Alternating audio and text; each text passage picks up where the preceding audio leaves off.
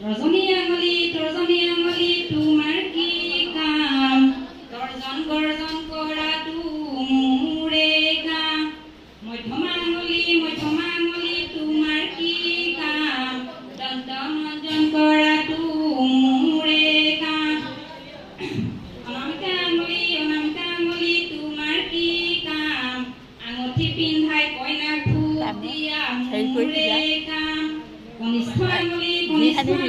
তোমাৰ কি কাম কাণ খজুৱাই থকাটো মোৰে কাম এইটো শাৰী এইটো হেৰি সূক্ষ্ম অংশপেশীৰ বিকাশ আৰু লগতে ইফেক্টিভ কমিউনিকেশ্যনৰ মানে ফলপ্ৰসূ যোগাযোগত এইটো বেছিকৈ ব্যৱহাৰ হ'ব।